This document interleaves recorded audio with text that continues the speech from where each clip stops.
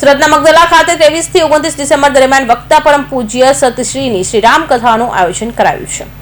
ધર્મનગર સુરતમાં મગદલા ખાતે આવેલા national fighter sports club ground ખાતે શ્રી સ્વામિનારાયણ ભગવાનના વક્તા પરમ પૂજ્ય સંત શ્રી દ્વારા આહુતિબેન મહેશભાઈ પટેલના સ્મરણાર્થે મહેશભાઈ બાબુભાઈ પટેલ દ્વારા આયોજિત શ્રી રામ કથાનું 23 થી 29 ડિસેમ્બર દરમિયાન આયોજન કરાયું છે। રોજ બપોરે 3 થી 6:30 વાગ્યા સુધી શ્રી રામ કથાનું આયોજન કરાશે અને દરરોજ કથા વિરામ બાદ મહાપ્રસાદનું આયોજન કરાયું છે, જે અંગે પત્રકાર પરિષદમાં માહિતી આપવામાં આવી હતી।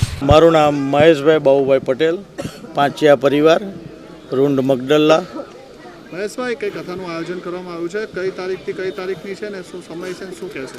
કથા 23 તારીખથી આજથી શરૂ થઈ રહી છે અને 29 તારીખે એમનો વિરામ હશે, એટલે 7 દિવસની કથાનું આયોજન, ભવ્ય આયોજન શ્રી રામ કથાનું રાખ્યું છે।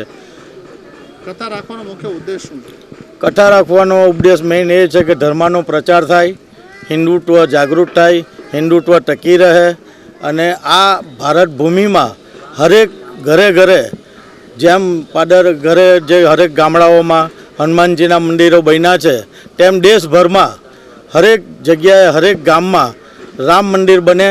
અને મારો ઉપદેશ એટલો જ છે કે આ ધર્મને કર્મની જે ગતિ છે અને સત્સંગ છે એ બધાને સત્સંગ આપવો છે। જીવનમાં બધાના સંસારમાં સુખ શાંતિ સમૃદ્ધિ બની રહે, બધા સુખમય જીવન જીવે અને બધાને ભક્તિમય ઉપદેશ મળે, એ જ મારો ધર્મ છે। દર્શક મિત્રોને ભાવથી જય શ્રી રામ। આજે અહીંયા મગદલા વિસ્તારમાં મહેશભાઈ બાબુભાઈ પાંચાણી પરિવાર દ્વારા, પાંચિયા પરિવાર દ્વારા સુંદર મજાનું શ્રી રામકથાનું આયોજન થયું છે।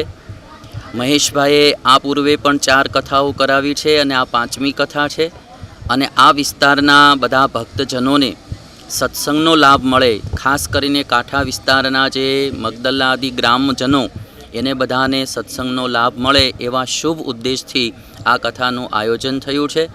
અને મહેશભાઈની એક દીકરી હતી, આહુતિ જેનું નામ હતું, જન્મથી જ દિવ્યાંગ હતી અને બેડ રેસ્ટ ઉપર હતી। તો અમારે મહેશભાઈ એમના ધર્મપત્ની સુશીલાબેન એમણે એમની 31 વર્ષ સુધી દીકરીની સેવા કરી અને એ દીકરી પ્રત્યે એટલી એને સદભાવના હતી, એટલે આજે એ દીકરીની પુણ્ય સ્મૃતિમાં પણ આ કથાનું આયોજન થયું છે।